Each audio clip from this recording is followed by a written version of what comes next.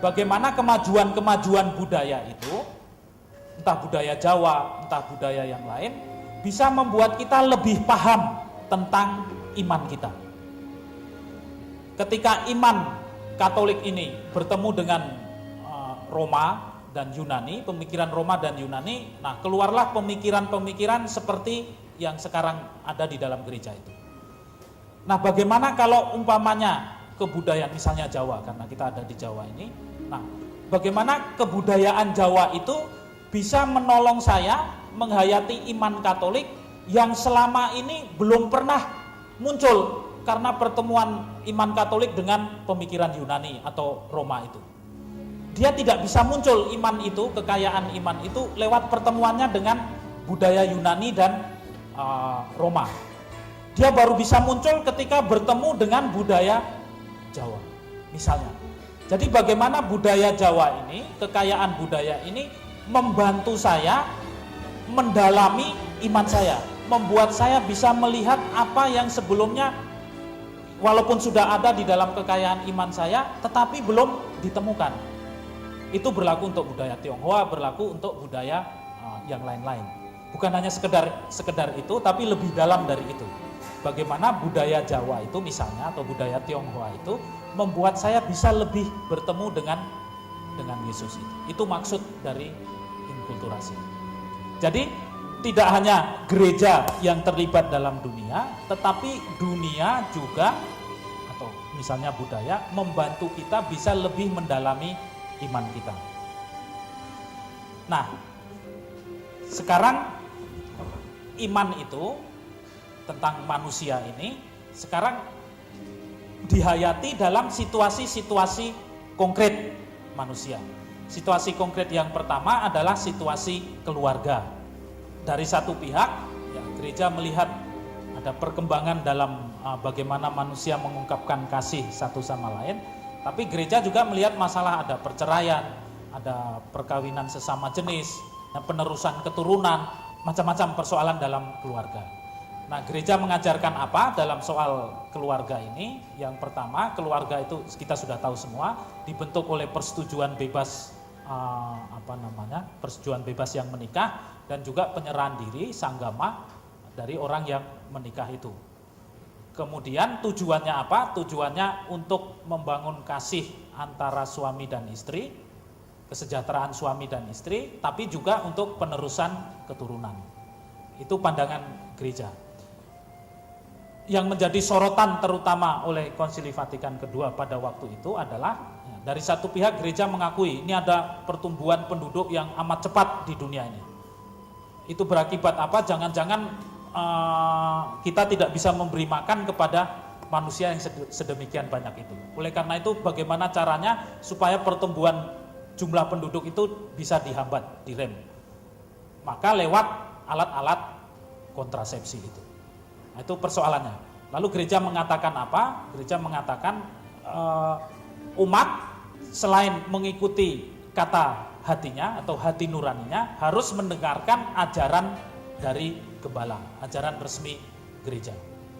Apa ajaran resmi gereja? Yang ajaran resmi gereja yang jelas adalah pengguguran itu, ini ajaran moral, pengguguran adalah pembunuhan, dan pembunuhan adalah sebuah dosa.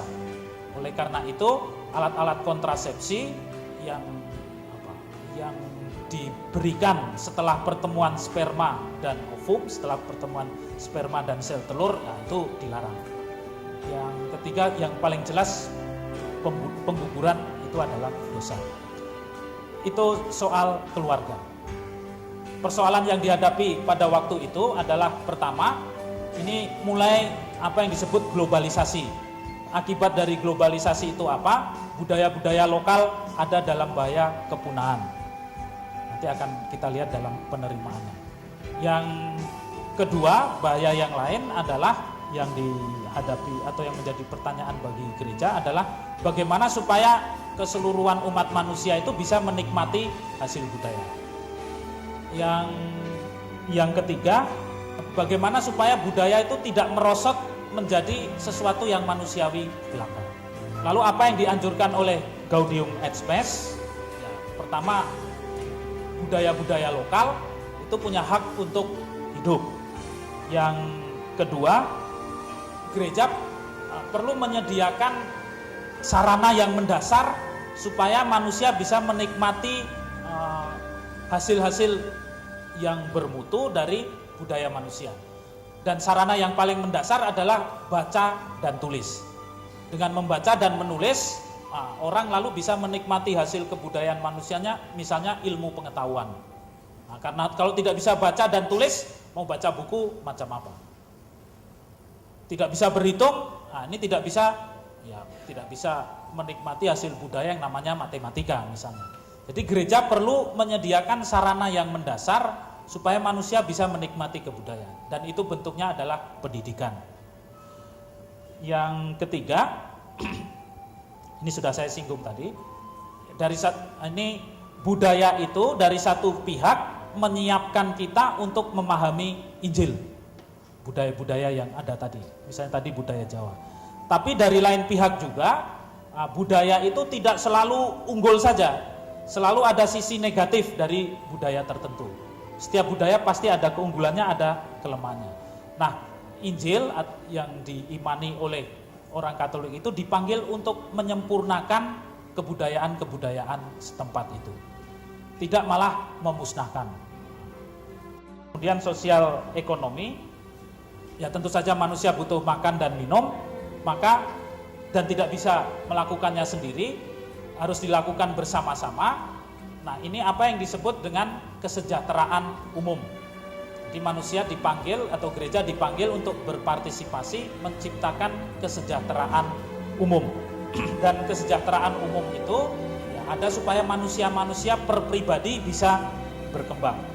Kemudian yang perlu diperhatikan dalam ekonomi ini adalah keadilan. Baik keadilan untuk saat sekarang maupun prinsip keadilan untuk generasi yang akan datang. Jadi kita harus menyiapkan juga kehidupan yang cukup bagi orang-orang yang akan hidup setelah kita. Jadi tambang minyak ya jangan kita habiskan sendiri. Kita perlu simpan juga untuk nanti orang yang hidup 200 tahun lagi. Nah, misalnya seperti itu. Jadi ada keadilan untuk orang di masa depan itu. Prinsip-prinsip apa yang perlu dipegang? Yang pertama, yang paling penting dalam kegiatan ekonomi adalah kerja. Apa itu kerja sudah saya jelaskan tadi. Yang berikutnya, dalam kegiatan ekonomi, nah ini menurut Gaudium et Spes, semua orang di dalam misalnya perusahaan harus ikut dalam penentuan kebijaksanaan. Itu berarti apa? Tidak hanya pimpinan perusahaan, tetapi juga buruh perlu mendapat kesempatan untuk menentukan apa yang menjadi kebijaksanaan perusahaan, gaji buruh misalnya seperti itu. Bahkan Gaudium et Spes bilang kalau terjadi konflik antara buruh dan majikan dan perusahaan, buruh bisa melakukan aksi mogok, walaupun itu yang bukan yang pertama-tama dianjurkan. Yang dianjurkan adalah musyawarah. Aksi mogok yang dimaksudkan adalah aksi mogok yang tanpa kekerasan, yang masih sesuai dengan Injil itu. Lalu menurut Gaudium et Spes juga manusia boleh punya milik pribadi. Kalau kita dulu dalam negara komunis, orang tidak boleh punya milik pribadi, semua punya hanya milik umum. Nah, menurut Gaudium et Spes, orang boleh punya milik pribadi untuk apa? Ya supaya dia merasa lebih otonom, bisa menjalankan kebebasan. Tapi Gaudium et Spes berpendapat setiap barang itu adalah milik semua orang. Dalam arti apa? Lalu kalaupun itu menjadi milik pribadi seseorang, milik itu bisa dipakai untuk kesejahteraan kegunaan orang lain. Bahkan Gaudium et Spes bilang, kalau ada seseorang yang lapar atau dalam situasi yang sangat sulit, ya dia boleh mencuri. Kasarannya seperti itu. Itu tidak dosa, ini menurut Gaudium et Spes. Dia sudah lapar atau apa? Nah, ini boleh mengambil milik barang orang lain. Gaudium et Spes mengatakan dalam menghadapi kebutuhan darurat, orang berhak untuk mengambil dari kekayaan orang-orang lain apa yang sungguh dibutuhkannya. Kemudian orang juga tidak diminta hanya memberi waktu dia berkelebihan, Tetapi memberi menurut Gaudium et Spes, berilah makan kepada orang yang akan mati kelaparan. Sebab bila engkau tidak memberi makan, engkau membunuhnya. Nah, jadi tidak tanya dulu nih saya punya kelebihan berapa, lalu saya berikan kepada orang yang mau mati. Entah saya kekurangan atau kelebihan, kalau ada orang yang mau mati ya saya berikan milik saya. Itu yang dimaksudkan dengan Gaudium et Spes. Lalu yang kelima, hidup bernegara. Karena tidak bisa mencapai kesejahteraan sendiri-sendiri, nah kita perlu membentuk negara untuk mencapai kesejahteraan umum itu. Untuk itu diperlukan pemerintahan dan orang yang memerintah. Artinya pemerintahan apa? Orang yang oleh rakyat diberi kuasa, supaya dengan kuasa itu bisa mengusahakan kesejahteraan bagi seluruh rakyat. Nah, menurut Gaudium et Spes, kita atau seluruh rakyat, orang Katolik bersama rakyat yang lain harus punya hak untuk menentukan siapa yang memerintah. Nah, kalau kita pergi ikut pemilu pilkada misalnya atau pemilu nasional, nah kita sedang menjalankan apa yang diajarkan oleh Gaudium et Spes itu. Kita menentukan siapa yang kita beri kuasa untuk mengusahakan kesejahteraan umum bagi seluruh rakyat itu.